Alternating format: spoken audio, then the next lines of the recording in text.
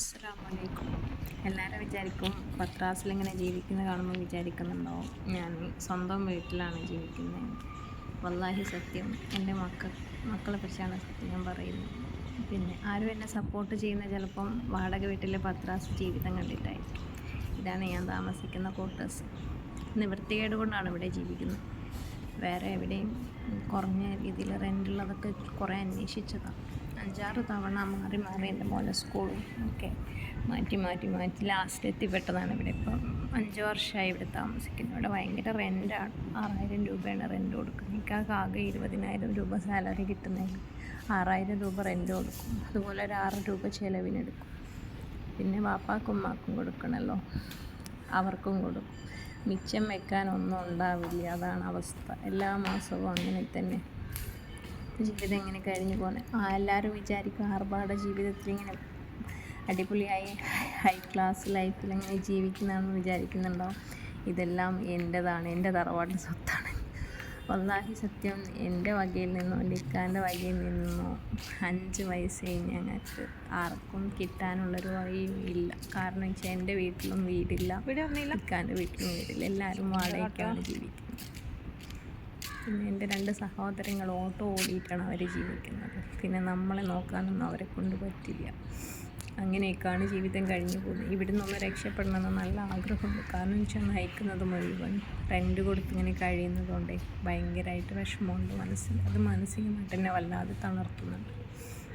പക്ഷേ ഞാൻ ഇതുവരെ മരണത്തെക്കുറിച്ചൊന്നും അങ്ങനെ ചിന്തിച്ചിട്ടുണ്ടായിരുന്നില്ല. പക്ഷേ ഇപ്പം എനിക്കങ്ങനെ ചിന്തിച്ച് പോവുകയാണ് ഞാൻ. ഇതൊക്കെയാണ് എൻ്റെ ജീവിത രീതി. നിങ്ങൾ കണ്ടില്ലേ, ഒരു ദിവസം വെച്ച കറി 7 ദിവസം കൂട്ടേണ്ട ഗതികേട് ദുനിയാവിൽ ആർക്കുണ്ടാവും? റേഷൻ കടയിൽ നിന്ന് അരി വാങ്ങിക്കൊണ്ടുവരും. ഇനിയിപ്പോൾ അരി കഴിഞ്ഞിട്ടുണ്ട്, റേഷൻ കടയിൽ പോയിട്ട് വാങ്ങിക്കൊണ്ടുവരണം.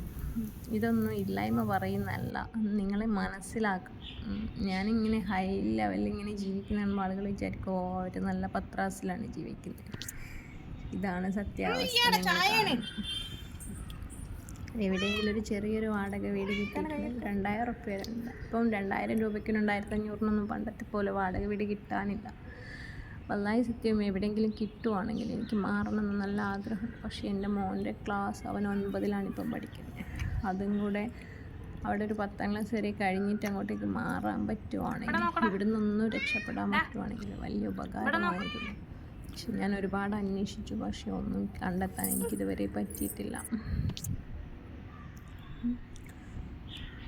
അങ്ങനെയൊക്കെയാണ് ജീവിതങ്ങൾ കഴിഞ്ഞു പോകുന്നത്.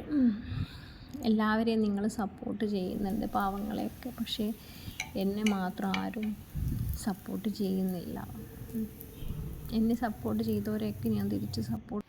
അപ്പോൾ ഇതാണ് ഞാൻ താമസിക്കുന്ന വാടക വീട്. എൻ്റെ ഫാമിലി കേട്ടോ. 6000 രൂപയാണ് റെൻറ്റ് വരുന്നത്.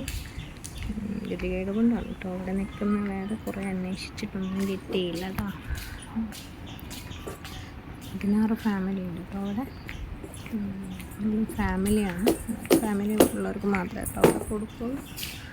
പക്ഷേ നല്ല ട്രെൻഡാണ് കേട്ടോ. അതുപോലെ നമ്മുടെ കയ്യിലുണ്ടെങ്കിൽ നമുക്ക് ജീവിക്കാം, അങ്ങനത്തെ ഒരു അവസ്ഥയാണ്.